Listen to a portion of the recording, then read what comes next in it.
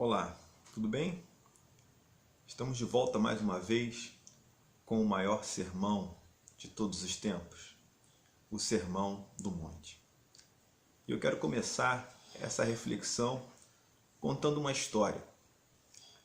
Havia um homem no Antigo Oriente, conhecido por sua vida eremítica, vestes rústicas, palavras fortes, firmeza no olhar, alimentação exótica e principalmente como um grande profeta que, após desafiar um rei e sua rainha tirana, além de vários sacerdotes, ele se viu ameaçado, desacreditado e à beira da depressão.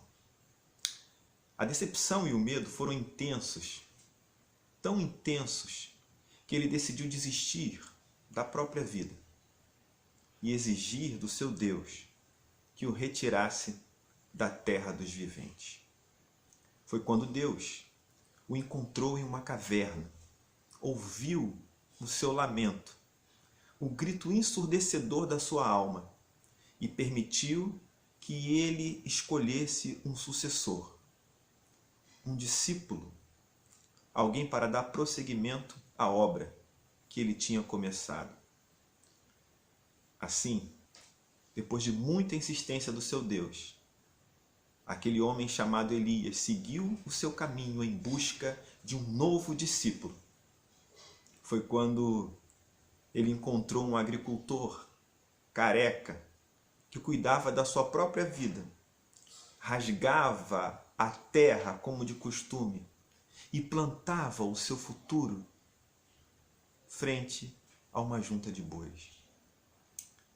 Vendo aquele homem, em um gesto comum, simbólico do Oriente Antigo, Elias jogou a sua capa sobre aquele agricultor, mostrando que Deus o havia escolhido, e disse: "Você será o meu discípulo."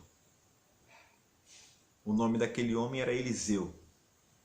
E Eliseu se desfez dos carros, dos seus bois, se despediu da sua família, deixou tudo para trás e foi, a partir daquele momento, caminhar com Elias. Os anos se passaram e Eliseu se tornou um grande discípulo. Quando estava próximo à separação e à ascensão de Eliseu como mestre, como profeta, Elias, em um tom de despedida, perguntou a ele: "Quem você gostaria de ser?" Faça um pedido. Eliseu não pensou duas vezes. Ele disse: "Eu quero ser 2 vezes mais poderoso que todos os outros profetas. Eu quero ser 2 vezes mais forte do que todos os outros profetas." E assim aconteceu. Agora Eliseu era um mestre. Tinha que ensinar. E recebeu mais poder do que todos os outros profetas. Um dia ele estava indo para uma cidade chamada Betel, quando um grupo de meninos começou a encarnar nele dizendo: "Ô careca, vai embora, careca. Sai daqui, careca. Careca." Eliseu também não pensou duas vezes. Com o ego ferido, querendo ser respeitado pela força e sabendo exatamente o poder que tinha recebido, ele olhou para trás e praguejou, amaldiçoando aqueles meninos. E acreditem, em nome de Deus.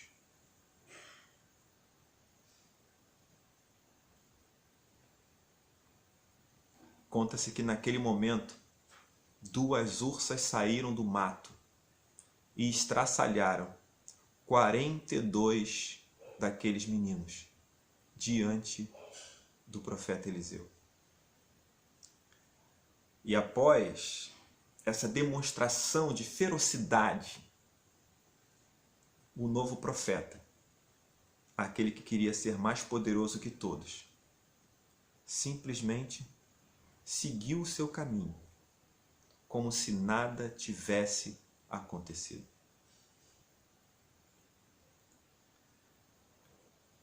Existe um ditado sobre convivência, mas que eu queria usar ele de uma outra forma. O ditado é o seguinte: para se conhecer uma pessoa, é preciso comer um saco de sal com ela, e às vezes é pouco. Quando eu digo que esse ditado é sobre convivência, eu estou dizendo para você que na realidade a gente demora um longo tempo para consumir um saco de sal. Ou seja, você está com uma pessoa durante um longo tempo, e aí você realmente vai conhecer essa pessoa. Mas eu queria usar esse jargão, né? Esse provérbio popular de uma outra forma. Eu queria que você pensasse no seguinte: quem tem hipertensão não pode comer sal. Então eu queria que você pensasse que quanto mais sal você comer num momento só, mais a sua pressão poderá subir. E quando a pressão sobe, o sangue ferve. Quando a pressão sobe, a gente perde a razão. Quando a pressão sobe, a gente não consegue impor limites à nossa ferocidade. Então eu queria que você olhasse para esse provérbio pensando nisso. Você não conhece alguém até que essa pessoa seja pressionada internamente, externamente, e você veja a reação que ela vai ter quando realmente a hipertensão ela acontece. Tem outras falas que são interessantes também.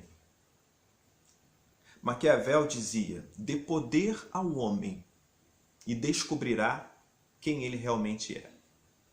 Dê poder ao homem e descobrirá quem realmente ele é. Outra fala de Maquiavel é melhor ser temido do que amado.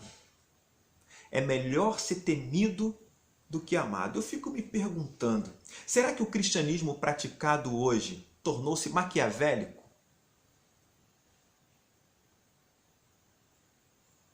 Existem duas figuras na Bíblia que geralmente simbolizam Jesus. A primeira é originariamente judaica e a outra predominantemente cristã. A que é judaica é a figura do leão, e a que é predominantemente cristã é a figura do cordeiro. O leão na Bíblia é símbolo de força, de ferocidade, de selvageria.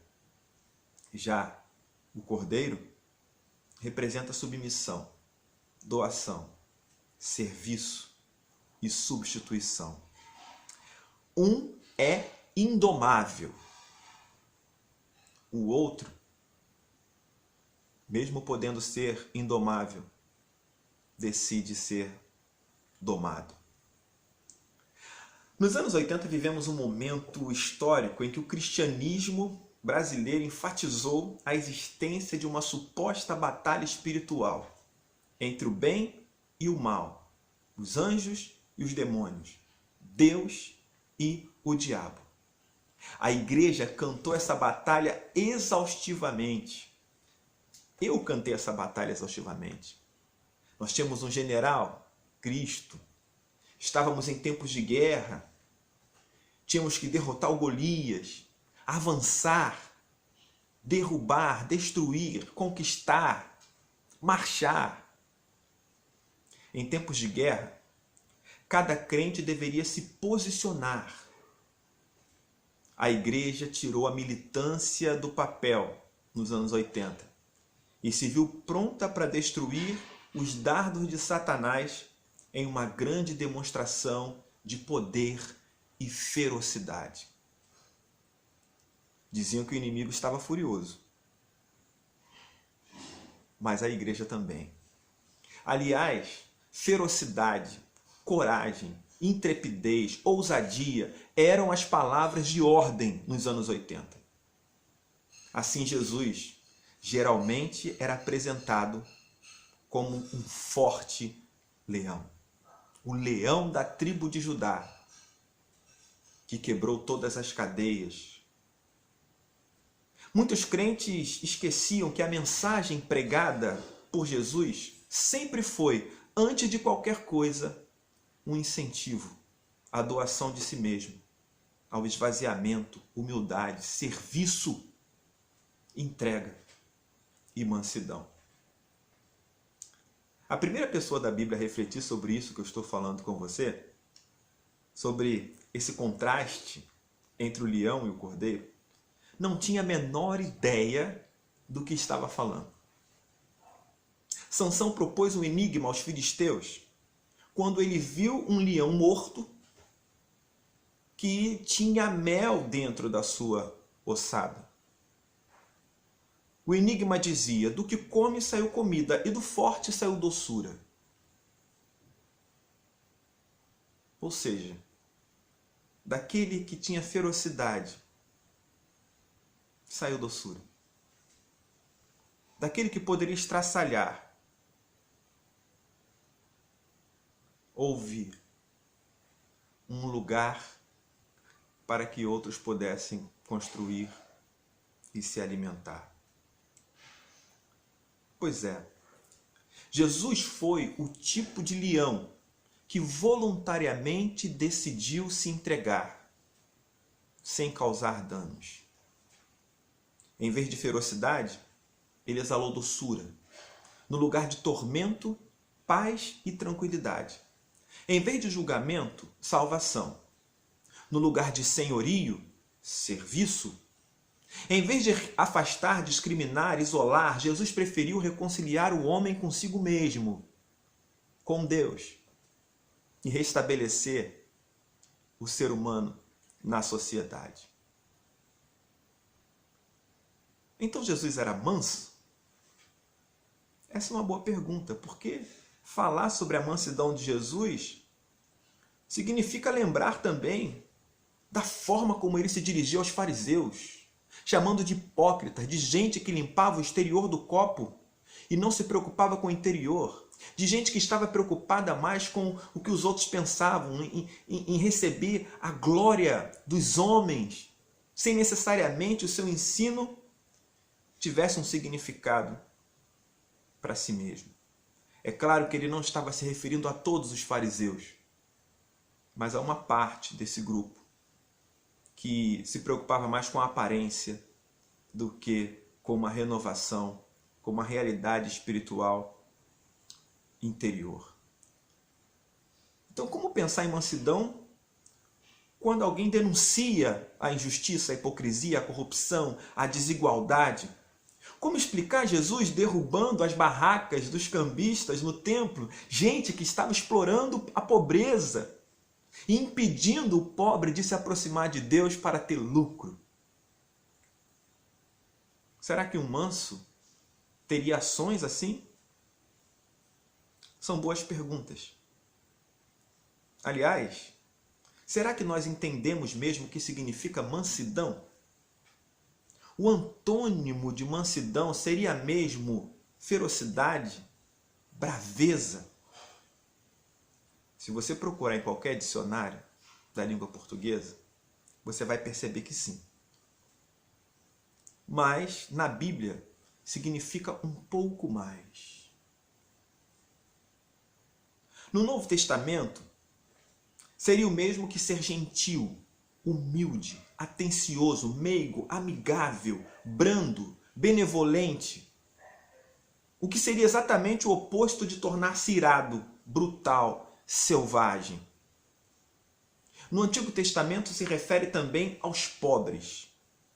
Não aquela pobreza que eu falei numa reflexão anterior, mas aqueles que não possuem terras, foram deserdados e privados da plenitude divina, digamos assim, indefesos, explorados.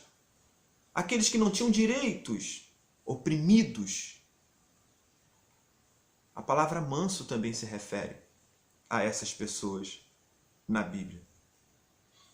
Resumindo, o tipo de gente que vivia o tempo inteiro atrás de Jesus. Mesmo contestando os poderosos da sua época, os religiosos da sua época, Jesus foi chamado de manso. Jesus foi chamado de humilde. Sabe por quê?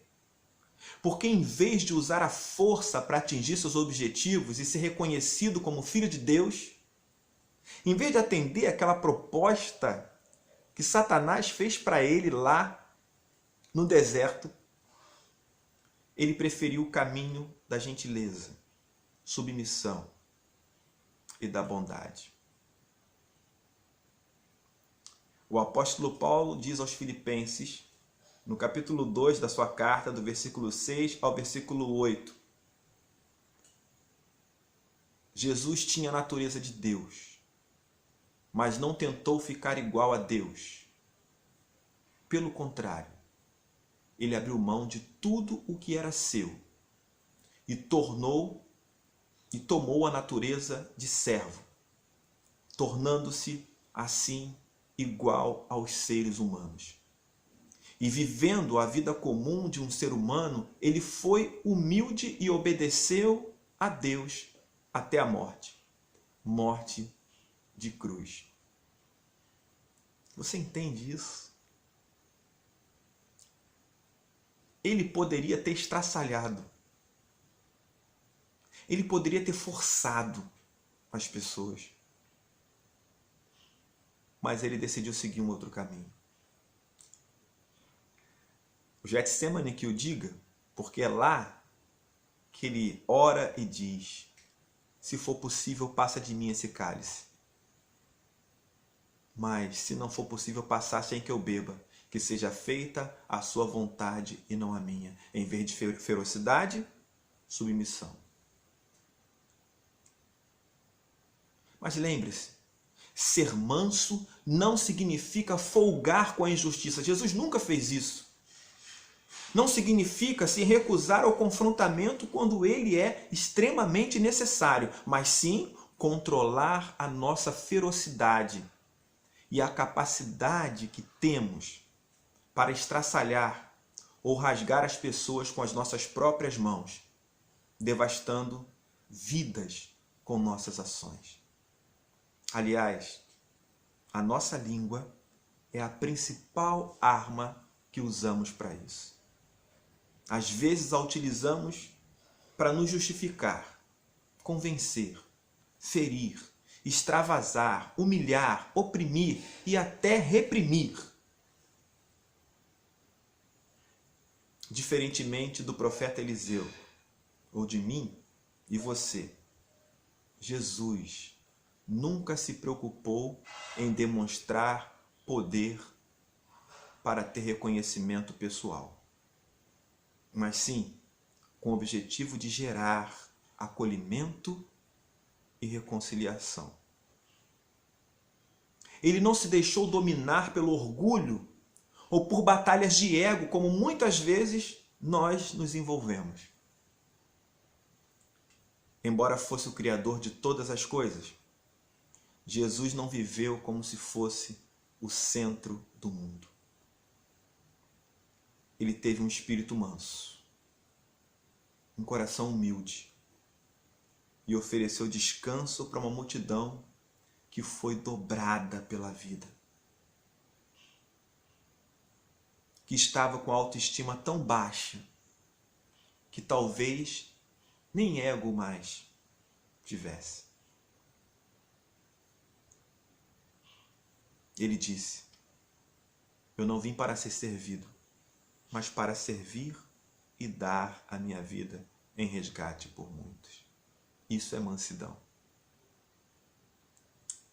Ainda assim, embora explorada e oprimida continuamente, aquela multidão tinha atos de bondade, gentileza, humildade e buscava em Jesus o alento que precisava. Dizem por aí que na casa de pobre sempre cabe mais um. Sempre cabe mais um prato. Jesus disse: felizes as pessoas humildes, pois receberão o que Deus tem prometido. Ou, usando a versão revista e atualizada da Sociedade Bíblica do Brasil, Mateus 5, versículo 5. Bem-aventurados os mansos, porque herdarão a terra. Felizes as pessoas humildes, pois receberão o que Deus tem prometido. Nova tradução da linguagem de hoje. Bem-aventurados os mansos, porque herdarão a terra. Edição revista e atualizada. Para os discípulos de Jesus, sentados com ele no topo do monte, ou seja, André, Simão, Tiago, João, certamente não havia força em uma multidão de rejeitados, excluídos, desconhecidos, esquecidos. O que essa multidão poderia fazer? Uma multidão que já estava encurvada, dobrada pela vida e pelas circunstâncias. Mas eu digo para você, somente quem compreende a força e o poder de uma multidão entende por que ela seria bem-aventurada. Uma multidão que é tão grande, uma multidão tão sofrida, que tem força para oprimir, para conquistar, para forçar, para dominar, quando se junta. Mas ainda assim, ela decidiu se submeter. Eu tenho uma agenda que tem uma obra, uma imagem, cuja legenda é a seguinte: se o povo se levantar, o jogo acaba. O problema não é o povo se levantar.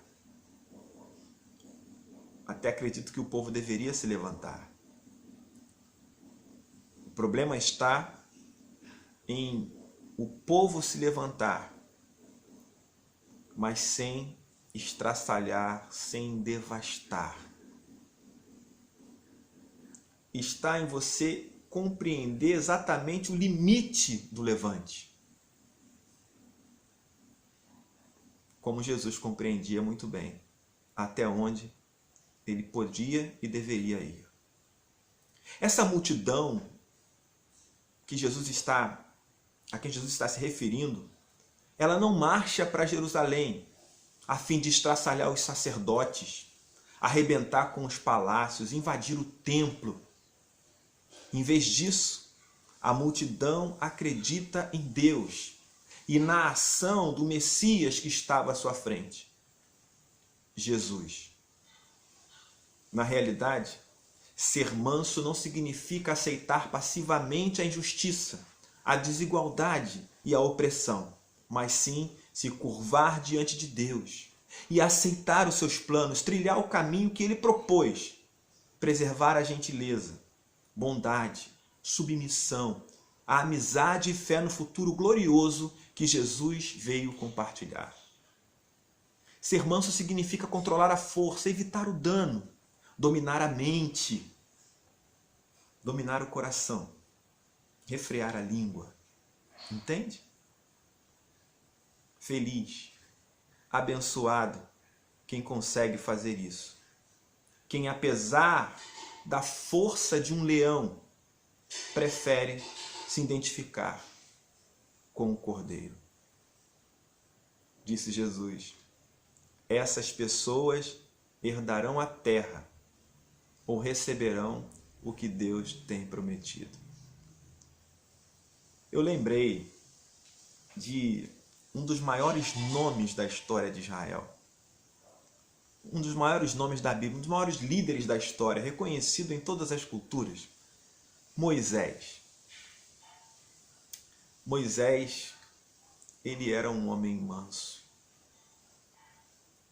Embora o povo sempre tentasse forçar Moisés, porque o povo de Israel não era manso. O povo de Israel era de dura cerviz, diz a Bíblia. E ele forçava Moisés. Um dia Moisés estava estressado. Lembra aqueles saco de sal que eu falei no início? Eu acho que ele comeu de uma vez. E ele chegou diante de Deus e disse: o povo quer água e só falta me matar. De novo isso. Estou farto disso. Deus disse para Moisés: Moisés, vai lá e bate um papo com a rocha, entende? Das outras vezes Moisés, ele ia lá e batia na rocha e da rocha saía água. Mas agora, Deus estava dizendo para ele: Moisés, conversa com a rocha. É muito interessante a gente pensar sobre isso, porque na realidade, às vezes a gente está tão cheio de coisa que se tivermos a oportunidade, a gente vai bater até rachar, enquanto deveríamos conversar um pouco. Moisés pegou a sua vara e, em vez de conversar com a rocha, ele bateu na rocha. Bateu na rocha. A água saiu. Mas Moisés perdeu a sua mansidão. O resultado de tudo isso é que Deus chamou ele para uma conversa e disse: Moisés, você não vai entrar na terra prometida. Você não foi capaz de me obedecer e falar com a rocha. Eu não consigo olhar para essa história de Moisés e não lembrar do que Jesus disse no Sermão do Monte.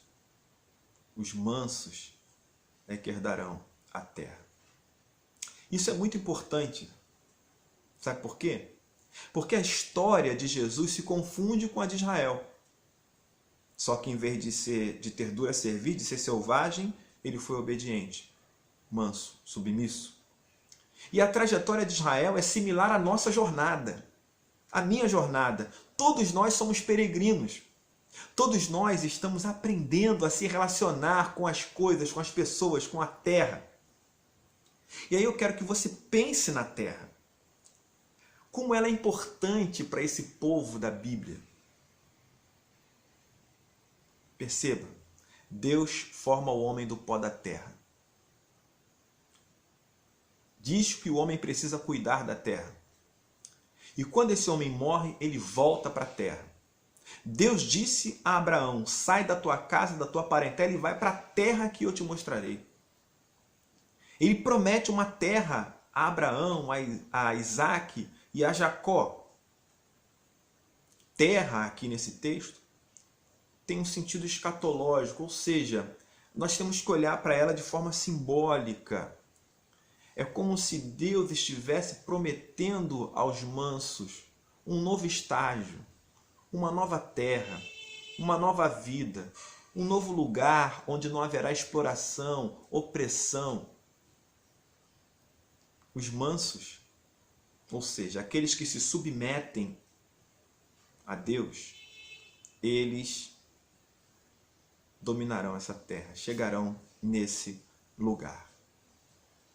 Todos nós estamos em uma longa caminhada que traz em si o aperfeiçoamento da nossa humanidade para o reencontro com o nosso Criador. Se trata de uma trajetória de submissão, humildade, mansidão, esvaziamento de si mesmo, para que Deus possa nos encher e nos transformar de dentro para fora. Receber o que Deus tem prometido não é para selvagens, mas para quem se submete, se entrega e está disposto a receber um espírito e um coração completamente novos, menos ocupados consigo mesmos e mais centrados em Deus.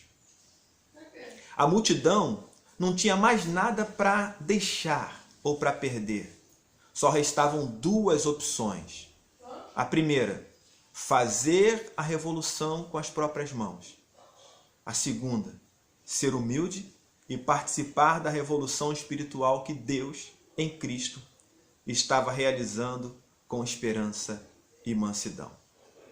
A multidão que Jesus está olhando de frente no monte, apontando para ela e falando com os discípulos, escolheu se render.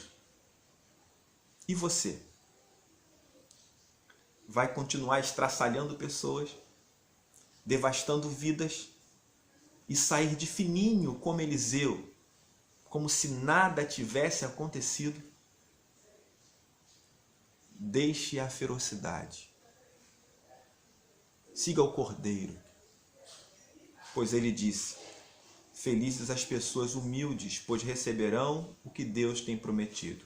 Ou, por que não dizer, bem-aventurados os mansos, porque herdarão a terra. Mas eu sou um homem miserável, canalha, porque o bem que eu quero fazer, eu não faço. Mas o mal que eu não quero, esse faço. Eu preciso esmurrar o meu corpo todos os dias, confrontar a minha vontade todos os dias, tentar não sucumbir à pressão quando o meu ego é ferido. Se dependesse de mim mesmo, essa terra que Jesus está falando nunca seria uma realidade. É aí que entra a palavra graça. Como disse o apóstolo Paulo, graças, porém, a Deus que em Cristo sempre me conduz em triunfo e manifesta por meio de mim o bom perfume de Cristo. É só graças a Ele. E aí eu tenho que confessar uma coisa a você. Eu demorei 3 dias para gravar esse vídeo, porque durante 3 dias eu estava assimilando o golpe do que significa ser manso, como Jesus foi. Eu acho que eu ainda não aprendi, mas eu clamei profundamente a Deus que tivesse misericórdia da minha vida. E talvez seja isso que você deva fazer, para quando você for testado, você se lembrar de como Jesus agiu.